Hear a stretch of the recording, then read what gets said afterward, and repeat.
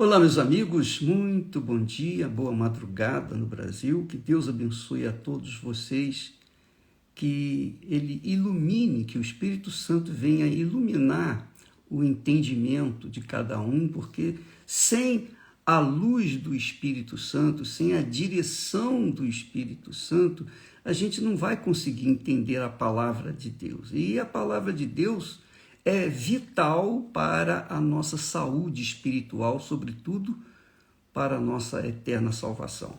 Então é preciso que o Espírito Santo venha conduzir os pensamentos, os nossos pensamentos, para que possamos entender, compreender, absorver e ter coragem, fé para praticar os seus ensinamentos. Veja só, nós temos falado nesses últimos dias sobre o coração perfeito para com Deus, que nós temos que ter para com Deus. Temos que ter. Porque se não tivermos o coração perfeito, nós não seremos salvos, de jeito nenhum. Porque a salvação vem pela fé no Senhor Jesus. Mas a fé vem do próprio Deus, o Deus da fé, o Espírito da fé, que é o Espírito Santo. Daí a necessidade das pessoas receberem o Espírito Santo para manterem-se na fé. Então, se o Espírito Santo não nos der a fé, não passar para a gente a sua força, o seu poder para que nós possamos entender a sua voz, a sua palavra, nós não seremos salvos. Mas como que isso acontece? A quem ele dá a fé? A quem ele tem contemplado com a fé que salva, que liberta, que faz a gente se transformar ou ser filhos de Deus? Como Deus vai fazer isso? Ele vai fazer, ele vai escolher. Muitos são chamados, poucos são escolhidos. Os poucos escolhidos são os sinceros, são os perfeitos de coração. Mas quem é perfeito de coração, bispo? Perfeito de coração é aquela pessoa que, embora esteja mergulhada no mar do pecado, mas lá no fundo da sua alma, almeja, deseja, aspira a verdade. Essa é a realidade. Então, por exemplo, eu era idólatra, eu era pecador, eu era isso, eu era aquilo, eu era um monte de coisa. Mas, pela compaixão de Deus, ele viu em mim uma sinceridade que ninguém via, porque a sinceridade é algo espiritual, é algo que está dentro da nossa alma, que é o nosso coração. E essa sinceridade, ele me deu chance, ele me deu oportunidade de conhecer então a sua palavra. Eu conheci a palavra e eu tive coração sincero para aplicar aquela palavra dele na minha vida. E hoje estamos aí. São 58 anos seguindo e servindo ao meu Senhor e Salvador Jesus Cristo. Portanto, nós temos algo para dar para aqueles que também querem o mesmo que Deus me tem dado. E o segredo, sinceridade. Sinceridade, porque a pessoa, você pode verificar que há pessoas, por exemplo, apenas a título de exemplo, eu vi isso de uma jovem que era menina de programa. Ela dizia, mesmo no momento em que estava tendo coito ou relacionamento sexual lá com a outra pessoa, e naquele momento que ela estava vendendo o seu corpo para poder comer o pão nosso de cada dia, ela dizia lá no fundo da sua alma, meu Deus, não é isso que eu quero para a minha vida. O senhor sabe que eu não quero isso. Me tira dessa vida. Me dá uma chance. E o cara está lá, tendo prazer. Mas ela estava pensando, meu Deus, eu não quero essa vida. Então, ela estava em pecado, mas dentro dela havia um sincero coração. Quer dizer, ela, apesar de estar no leito do pecado, praticando o pecado, mas dentro dela havia um coração perfeito. E o coração perfeito, todo mundo pode ter. Todo mundo pode ter. Não tem quem não quer.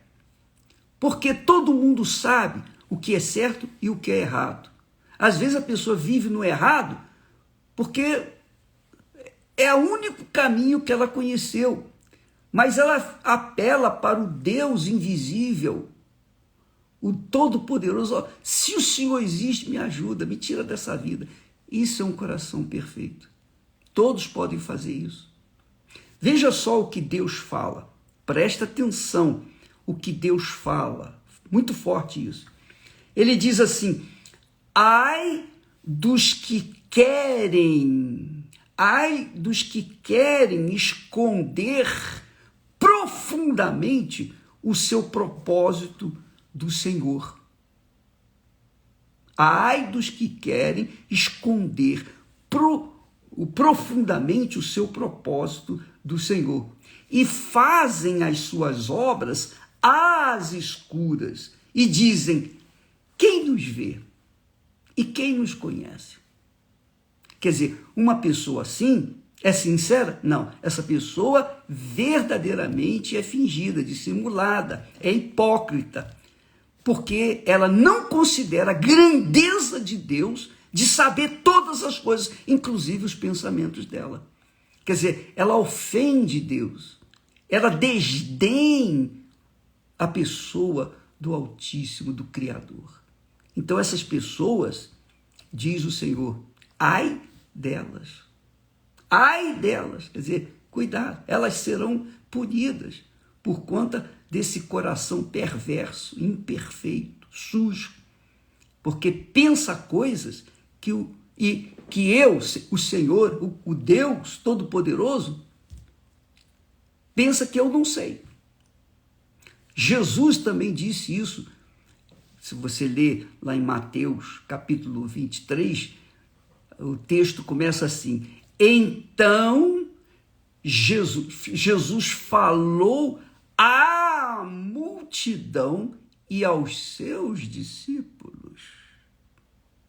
Olha só, aí vem o discurso de Jesus. E nesse discurso de Jesus, por 7 vezes, ele fala aos fariseus, aos escribas e fariseus, e os chama de hipócritas. Escribas eram aqueles que copiavam a Torá, a Bíblia, os mandamentos, os profetas, eles copiavam naquela altura. Então, os escribas eram altamente conhecedores das Sagradas Escrituras, dos mandamentos. Ninguém mais sabia do que eles, porque eles copiavam a Bíblia à mão. Então, eles tinham bem conhecimento da palavra. E Jesus disse: ai de vós, escribas. E depois ele acrescenta: e vocês, fariseus, hipócritas.